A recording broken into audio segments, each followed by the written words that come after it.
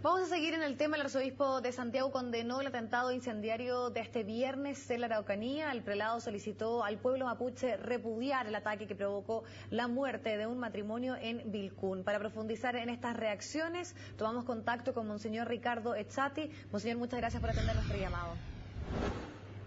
Muy buenos días. Arzobispo, me gustaría conocer su opinión de las medidas que se anunciaron ayer por parte del presidente de la República, que justamente buscan entregar una solución a la situación que se da en la Araucanía. Particularmente, por ejemplo, invocar la ley antiterrorista, también que se crea un grupo especializado que va a investigar estos casos y reforzar el contingente policial. ¿Usted cree que son lo que se necesita en este momento para avanzar en el tema que se está viviendo en la Araucanía? En primer lugar, yo quisiera referirme al hecho mismo, sí, repudiando desde lo más profundo de nuestro ser la violencia. Como dije en el día de ayer también, la violencia solamente engendra violencia. Hay que buscar sanar a los corazones. Esta mañana he podido leer con serenidad, con paz, lo que los medios de comunicación nos dicen con respecto a las medidas que el gobierno ha anunciado, que su excelencia el presidente de la República ha anunciado.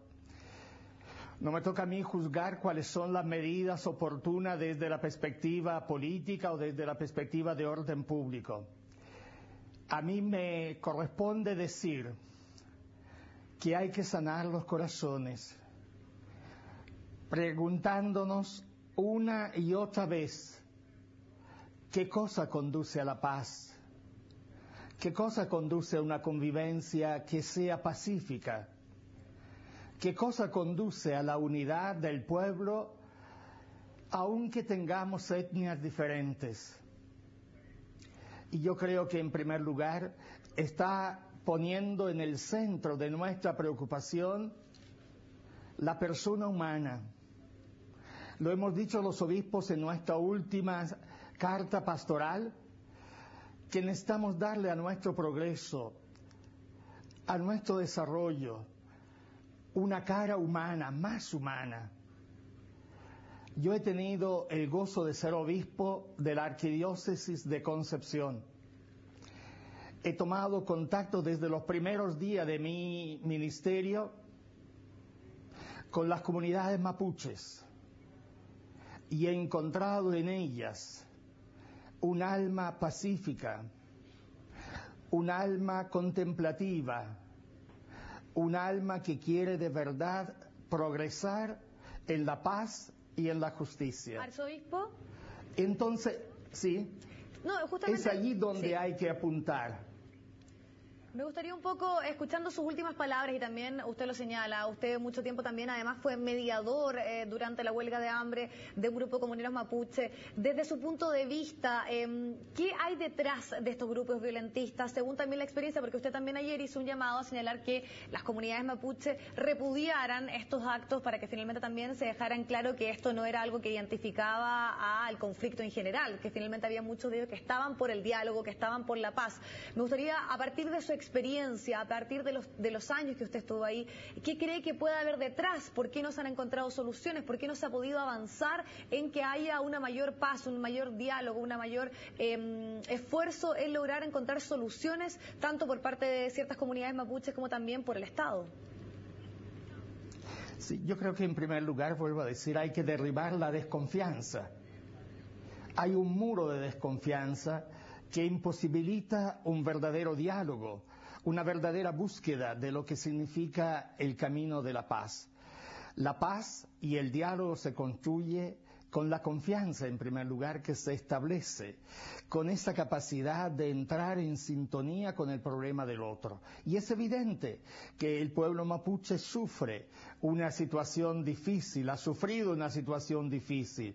¿Cómo entrar entonces en sintonía con esa realidad para poder dialogar y para poder buscar juntos un camino de paz, un camino de desarrollo? Yo he podido ver desde la perspectiva de la experiencia vivida, especialmente en la zona de Arauco, cómo las comunidades de verdad quieren vivir en paz.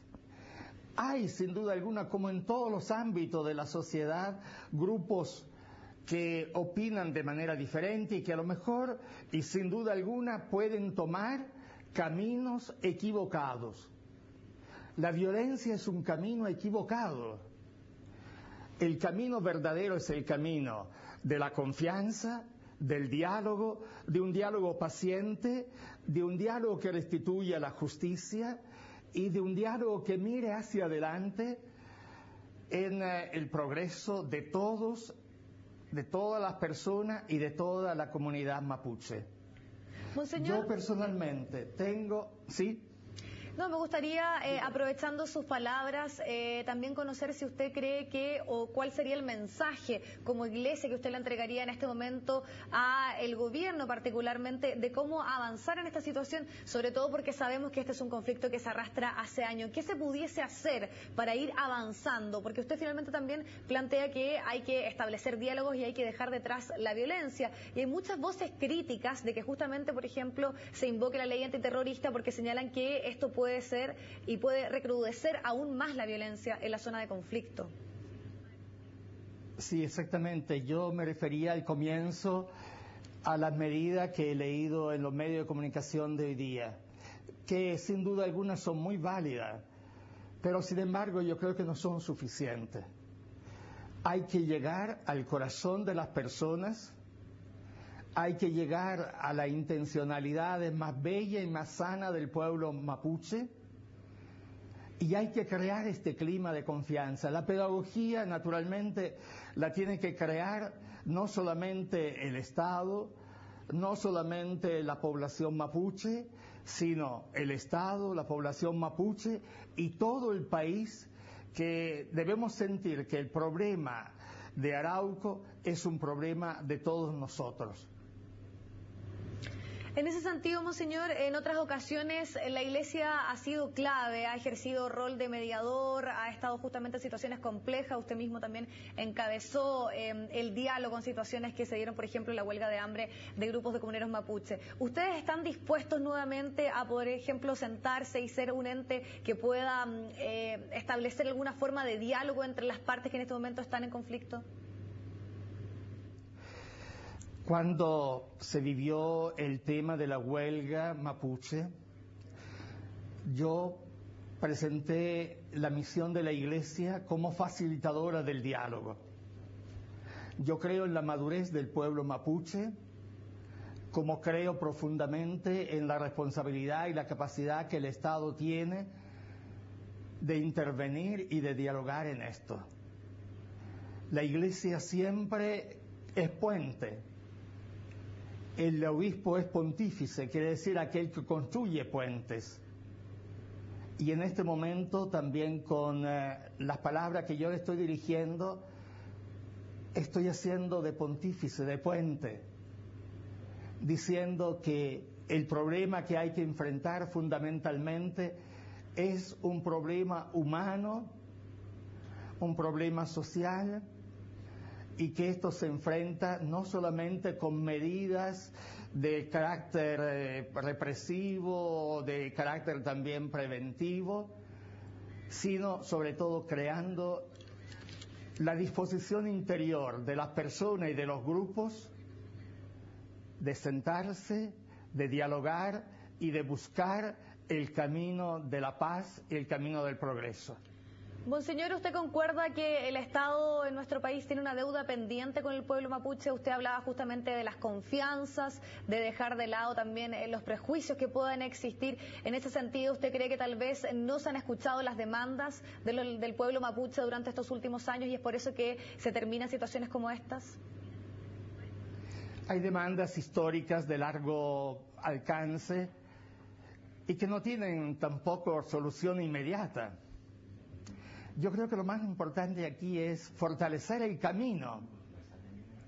Fortalecer el camino significa una voluntad de enfrentar el problema, de enfrentarlo desde una decisión de lograr soluciones a estos problemas y entre todo tenemos también que comprender que el camino se va construyendo, se va haciendo. no es cosa de apretar un botón y todo se resuelve. ¿Y qué ha faltado, monseñor? ¿Por qué hemos llegado a esto? ¿Qué ha faltado? ¿Qué ha sucedido en los últimos tiempos? ¿Por qué no se ha podido avanzar? ¿Por qué tiene que llegar a situaciones tan extremas como la vivida ayer para que finalmente en nuestro país haya una reflexión, haya un diálogo, haya un debate respecto a estos temas? Yo vuelvo a insistir, yo creo que necesitamos centrar nuestra reflexión sobre la persona humana, centrar el diálogo del desarrollo sobre las personas y las personas humanas, y eso creo que es el gran camino. Es un camino tal vez más lento, pero es un camino que se construye desde el interior y que tiene una eficacia también mucho más larga en el tiempo. Entonces yo pienso que de verdad necesitamos, como pueblo entero, gobierno, pueblo mapuche, comunidad nacional, sentir que aquí estamos frente a un problema que no se resuelve simplemente con la fuerza, no se resuelve con la violencia, se resuelve sentándonos, dándole el lugar que corresponde a la razón, dándole el lugar que corresponde al diálogo y dándole el espacio que se requiere para reconstruir la confianza.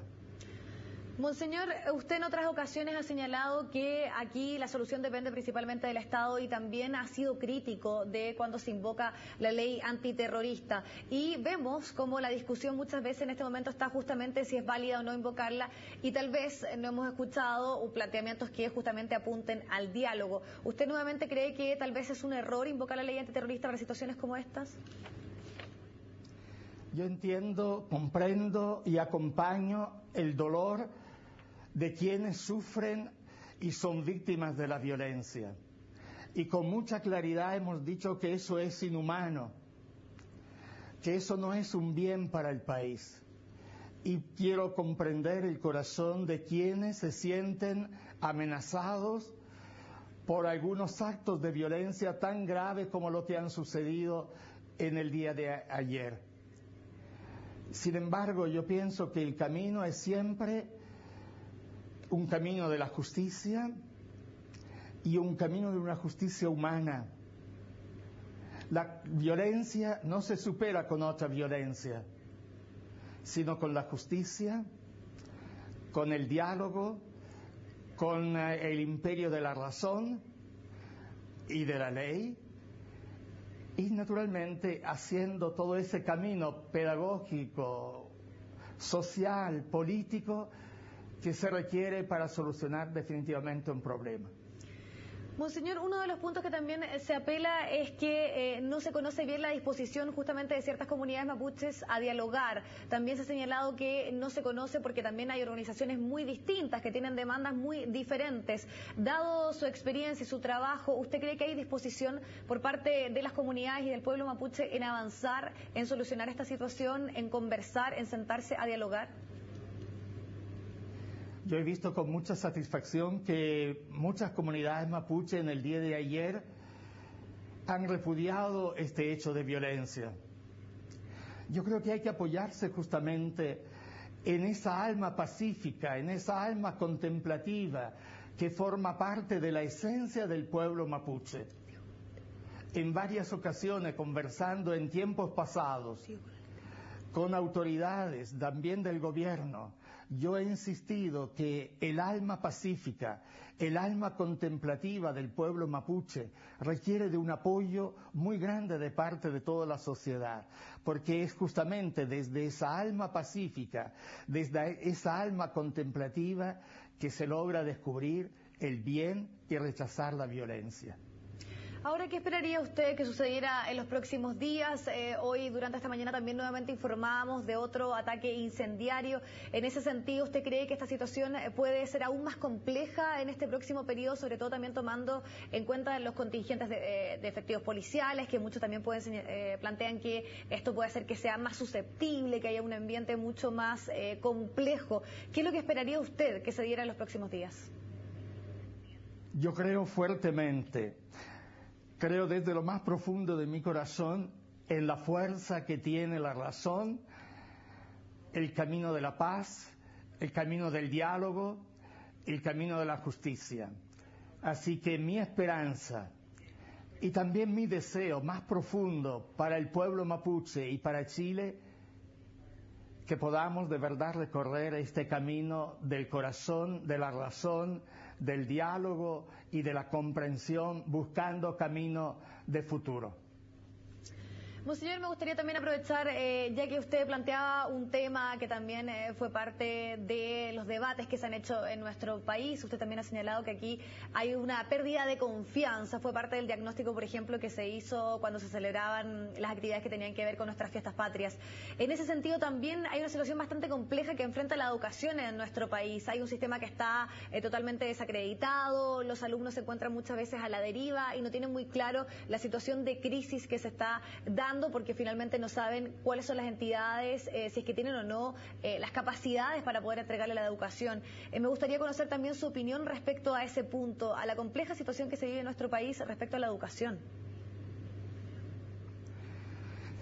En el Día de la Patria, el 18 de septiembre, yo centré mi mensaje al país sobre el tema de la confianza. Y naturalmente la confianza tiene fundamentos reales, ontológicos. No es simplemente un sentimiento de flor de piel. Y la confianza hay que construirla sobre bases objetivas. A mí me preocupa enormemente el tema de la educación. Siempre me ha preocupado y he estado comprometido con ese tema. Sin duda alguna es inaceptable que centros de estudios se levanten, se erijan y se lleven adelante con programas que no satisfacen a un proyecto de educación integral de las personas. Yo he visto lo que ha pasado con la Universidad del Mar, con lo que en el día de ayer he leído en los medios de comunicación con otros 2 centros de educación superior. Naturalmente nos encontramos frente a un hecho muy grave que afecta a los jóvenes, que afecta a la credibilidad y que afecta también justamente a la confianza. Yo espero que desde las autoridades del gobierno y desde la misma institucionalidad educacional de quienes tienen esa responsabilidad, han asumido esa responsabilidad de educar, lo puedan hacer de verdad con una gran conciencia del rol que tiene en la vida de miles de jóvenes y en la vida de la propia sociedad. Yo soy gran canciller de una universidad, de la Pontificia Universidad Católica de Chile. Este año la Pontificia Universidad Católica de Chile celebrará 125 años de servicio al país. Me alegra inmensamente que sea considerada como una gran universidad al servicio del país. Y yo creo que es fundamental que todos los centros superiores de educación asuman cada vez más profundamente, incluso reconociendo en sus propios errores o sus propias limitaciones, para ofrecer un servicio de educación que sea de calidad, un servicio de educación que busque el bien de cada persona y que busque el bien de la sociedad. Creo que eso es fundamental. Y naturalmente esto afecta también a la educación básica, a la educación media, a la educación preescolar. La educación tiene que ser la niña de los ojos de todo el quehacer del país. Monseñor Ricardo Echati, arzobispo de Santiago, le queremos agradecer muchísimo la posibilidad de conversar con usted, sobre todo para conocer su opinión respecto a los temas que están marcando la contingencia en nuestro país. Muchas gracias. Muy buenos días y que el Señor los bendiga a todos. Bueno, y con esta entrevista, Monseñor Ricardo Echati, despedimos este bloque informativo y nos reencontramos más adelante con más noticias.